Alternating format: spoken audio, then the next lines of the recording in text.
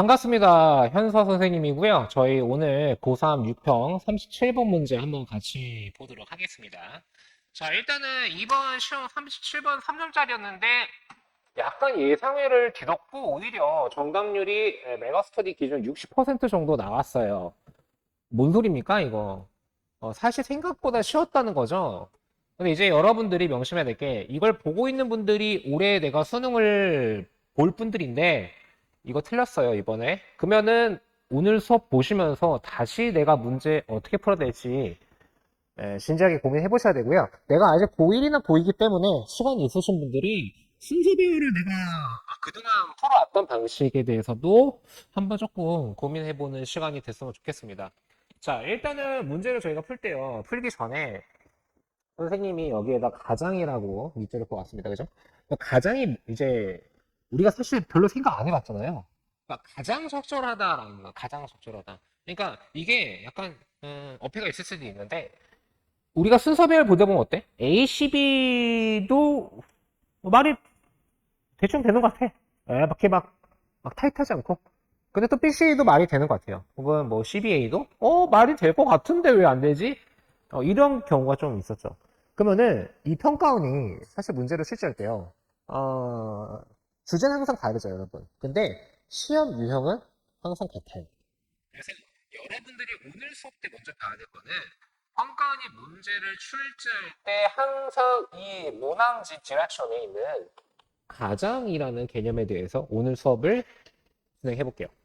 가장은 별거 아니에요, 사실. 가장은 뭐냐면은 평가원이 문제를 출제를 하는 것에 대한 논문이요. 지금 사실 그 카이스 홈페이지 가도 나와 있거든요. 그러면은 얘네들이 막 학생들, 우리나라 학생들 대상으로 여러 가지 실험을 해왔어요, 그동안. 그래서 지시어를 뭐 58% 끌어왔더니 뭐 지문에 대한 이해도가 뭐 몇 프로 올라갔다. 이런 연구 사례들을 다 자기 홈페이지에 올려놨거든요. 자, 근데 그게 간접쓰기라고 하는 유형에 대한 논문입니다. 자, 그러니까 보세요. 가장의 기준이요. 우리가 지금 보는 이런 간접쓰기 유형에서는요. 해석을 했을 때 기준점이 보이는 것이다? 사실 저는 그 말은 좀 어폐가 있다고 생각합니다. 그러니까 문제를 우리가 풀 때요. 주어진 문장에서는 이런 내용을 내가 이렇게 쫙 해석을 해요. 그리고 A, B, C를 해석을 하잖아요.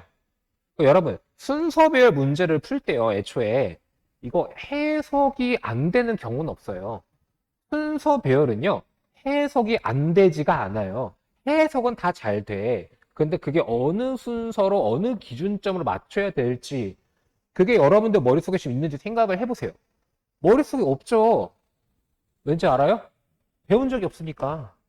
배운 적이 없어서 그래요. 그러면 이제 그 기준이 뭐냐라고 하면요. 간접쓰기에서의 논거점은요, 문맥상 우리가 순서 기준을 봤었을 때는 반드시 지시어를 기준으로 봐야 됩니다. 네, 정말 별거 아니에요, 여러분. 이거 별거 아니기 때문에 배우는 것도 쉽고요. 여러분들이 바로 적용하는 것도 쉽습니다. 그러면은 이번 고3 6평 37번에서 어떤 지시어가 나왔나요? 라고 했었을 때, 자, 일단 첫 번째 A 보시면은 A 첫 번째 문장은 그래요. 근데 A 두 번째 문장 자세히 보세요. 자, 제가 좋아하는 노어가 등장합니다. 여러분, 노어는요, 중학교 우리 1학년 때 배웠어. 그렇죠? 노어는, 저거 나오면은 등위 접속사. 앞에 부정문 같이 등장해야 되잖아요. 그럼 앞에 보면요, in order to produce chaos. 혼란을 만들기 위해서. retribution. 반복이라는 행위는.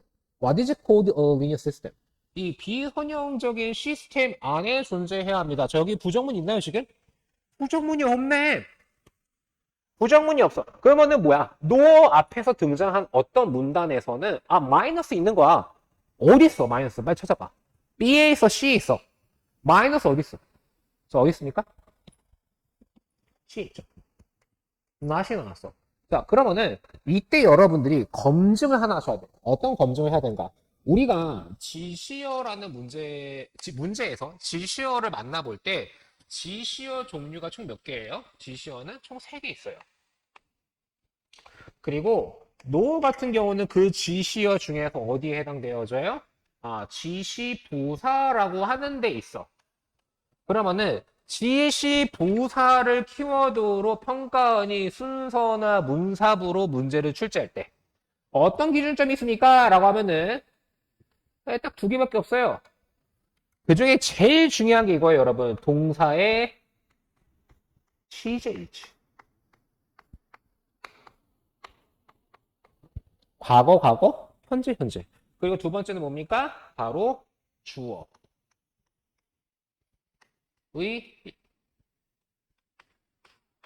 일관성. 우린 이거를 coherency라고 합니다. 자, 그러니까 글 안에 있는 주제에서 어느 정도 같은 포지션이 혹은 동일 대상이 등장하는가 이거예요. 왜? 평가원이 문제를 출제할 때는요, 주제를 가지고 올 때 그 주제에서 그 순서의 기준점을 보는 것은 총 세 가지: 지시대명사, 지시형용사, 그리고 방금 우리가 보는 지시부사입니다. 그 지시부사 등장했었어요. 제가 뭐라 했어요? 시제가 일치하는가 그거 보라고 했잖아요. 자, 그러면 보면은 not a linear system. 모든 비선형적인 시스템이 혼란스러운 것이 아니에요. 현재 시제죠. 자, 10번 가볼까요? 10번 가니까 어때? not arbitration. 모든 반복이요. 혼란을 야기시키는 것은 아니지만은 같은 현재 시제네요. 평가원이 이렇게 출제한다는 것을 우리가 일단은 CA로 본다는 것을 여러분들이 받아들이기 어려울 수 있죠. 왜? 경험치가 없으니까. 그러면은 수험생들이 문제를 풀 때요. 이런 기준점 문제를 정말 푸는가? 자, 사실 얘는 그렇게 멀리 안 나와도 돼요. 바로 20년 수능 똑같은 37번 순서 배열에서도 같은 형식으로 문제가 출제가 되어진 적이 있었거든요. 자, 문제를 보면은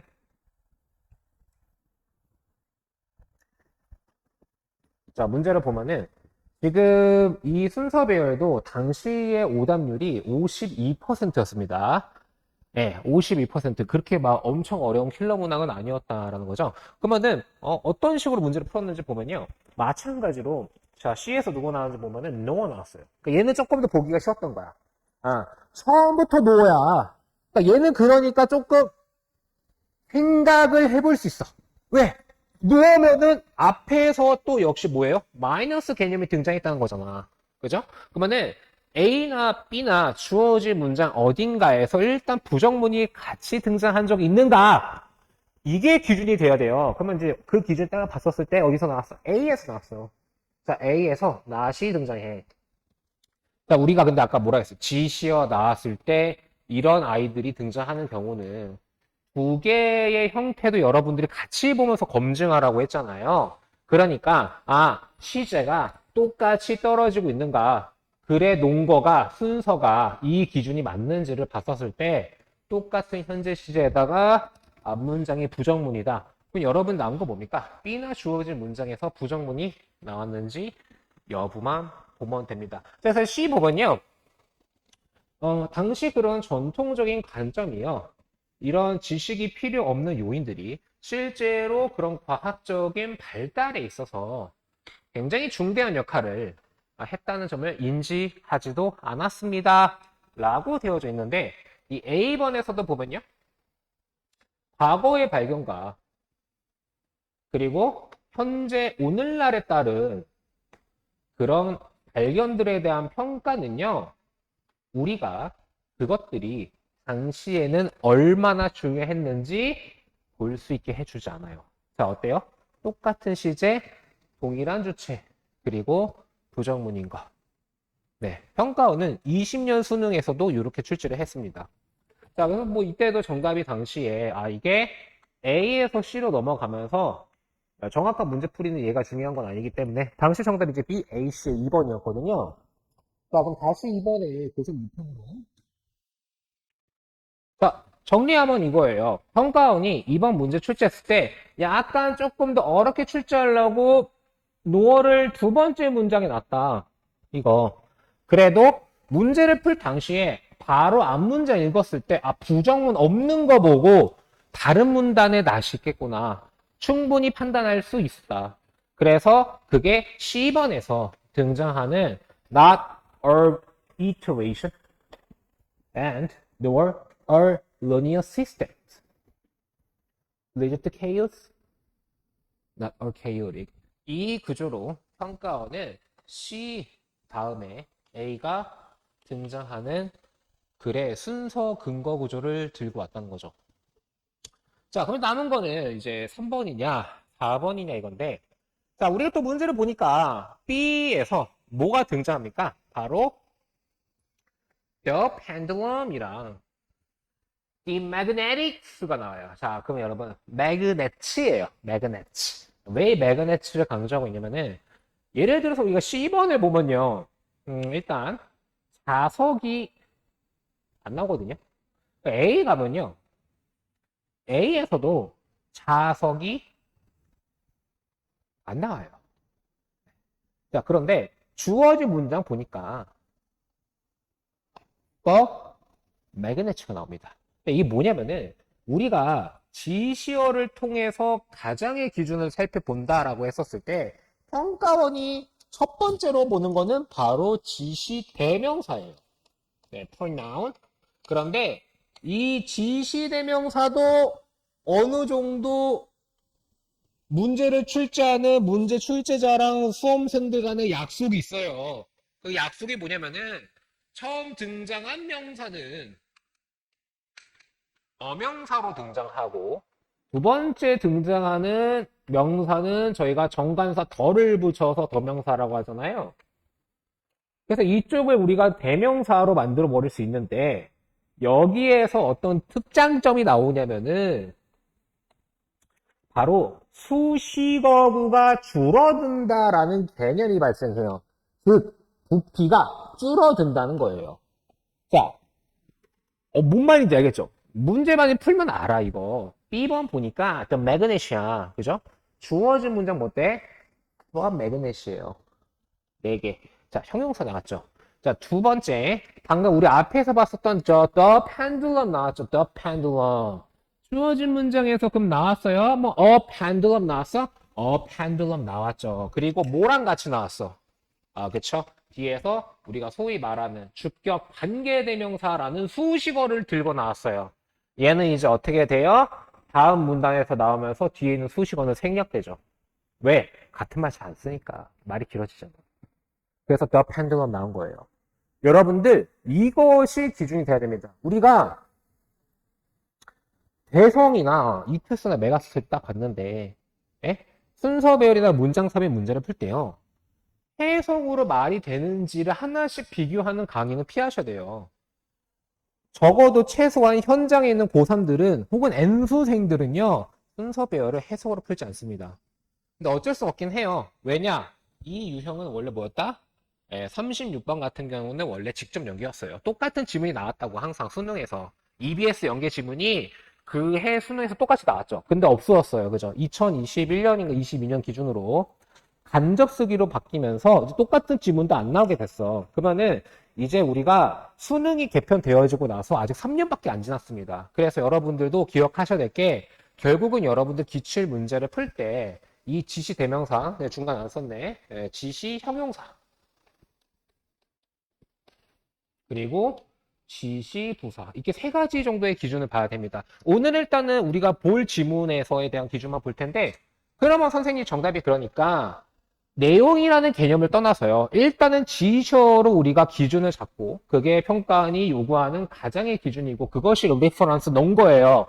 그래서 정답이 들어갔을 때는 B, C, A가 정답이 되는 건데 실제로 그런가요? 아까 이제 저희가 20년 수능 기출도 봤는데 방금 어명사가 도명사가 바뀌는 그 구조를 평가원이 실제로 출제하는가 그것만 보고 맞추도록 하겠습니다. 그 사례만 보고요. 자, 요거는 2022년 똑같은 37번 유형입니다. 네. 당시 정답률은 메가스터디 기준 37%. 아, 미안해요. 67%. 어때요? 높잖아. 그러니까 뭐야? 못 풀 문제가 아니라는 거야. 왜? 그러니까 해석 푸는 문제가 아니라고, 이거. 해석 다 잘 돼요. 어떤 순서별이나 해석 다 잘 됩니다. 그 기준을 내가 어디서 갖고 올지가 머리에 없으면은 이제 못 푸는 거야, 근데. 자, 그럼 봐봐. 화면이 자꾸 저기 있으니까 저기만 보게 되네. 카메라 봐야 되는데. 자, 볼게요. 보면은 ABC에서 방금 우리가 봤던 것처럼 1번의 지시대명사, 2번의 지시용사, 3번의 지시부사 중에서 뭐가 나왔냐면은 당시 수능에서는요. 2번에서 the mind가 나와요. 자, 이게 저 당시 문제 정답률이 67%인 이유예요. 왜냐면은 the mind가 나왔을 때 because of the inequality with which 개개인들이 heritage, 유산이라던가 environment, 환경을 통해서요. 레전드, 물려받을 수 있는 그런 내면의 어떤 그런 자질 덕분에요. 네? The mind function, 그 사고, 그 정신은 작동합니다. 그러면 the mind라는 개념이 어디서 나왔을까 이거예요. 찾아보고 없으면 다른 것도 근거를 우리가 대야 되겠죠. 근데 얘는 어땠어? 당시 나왔습니다. 자, 10번에서 뭐래 돼 있어요? A human mind. 어때요? 후시거구가 B에서 어때요? 올라가니까 없어졌죠. 그리고 간사도 어에서 더로 바뀌었죠. 그런데 평가원이 그러면 문제를 출제할 때 항상 이렇게 출제해요 라고 하면은 적어도 수능 문제에서는 항상 이렇게 출제합니다. 모의고사 문제를 출제할 때는 약간 해석으로 풀게 해보는 경우도 있고 약간 변칙적인 문제를 가끔 갖고 와서 또 고민을 빠지게 만드는데 결국은 저희가 수능 유형이 바뀌고 나서 이 순서별 같은 경우는 그리고 문장 삽입 같은 경우는 항상 이 지시어 토대로 문제를 출제합니다. 그래서 여러분들 오늘 명심해야 될 거 뭐냐면은 해석을 했었을 때 해석 다 잘 돼요. 근데 이거 순서 기준을 평가원은 정답의 근거를 어디로 가지고 오는가? 지시어로 들고 온다. 이거 오늘 꼭 명심했으면 좋겠습니다. 그래서 저희가 오늘 수업은 좀 짧게 마치도록 할 텐데 그래서 네, 첫 걸음부터 다시 리부트라고 제가 들고 왔습니다. 그러니까 우리가 그동안 수능 문제를요 너무 어학원처럼 공부해왔어. 그러니까 초등학교 때부터 시작했던 그 파닉스의 어학원의 결에서부터 ESL이랑 결처럼 문제를 풀고 있는데요. 수능은 ESL이 아니에요, 여러분. EFL이에요. English for Language입니다. 그러면은 영어를요 모국어가 아니라 제2 외국어로 우리가 학습을 해야 될 때는요 중심이 돼야 될 거는 해석이 아니에요. 탁월할 수 있는 인과관계에 대한 논거를 어떻게 발견할 것이고 학생이 그 기준들을 어떻게 사용해서 문제를 풀 것인가. 여기에 대한 부분이 사실 지금 사교육 적어도 영어 쪽은 제가 봤을 때는 많이 빠져 있습니다. 이투스가 됐든 대성이 됐든 이 부분에서 영어는 지금 많이 부족한 상황이에요. 그래서 저희가 앞으로 수업 시간에 만나게 됐거든요. 뭐 지금 사실 이번에 수능 올해 100일도 안 남았습니다. 그래서 수능 얼전시라는 교재는 저희 이제 N수생분들이랑 같이 수업을 진행하게 될 거고요. 아직 비교적 수능까지 시간이 있는 고1, 고2 학생분들은 저랑 같이 수능 영어의 기초 입문법 니코마코스 정리 교재 토대로 우리가 조금 더 빨리 수능 문제를 이해하고 여러분들이 더 이상 영어 때문에 스트레스 받지 않도록 아주 탄탄한 그런 수업을 진행을 해볼 예정입니다. 네, 저는 현수아 선생님이었고요. 오늘 수업은 여기까지 마치도록 하겠습니다. 고생했습니다.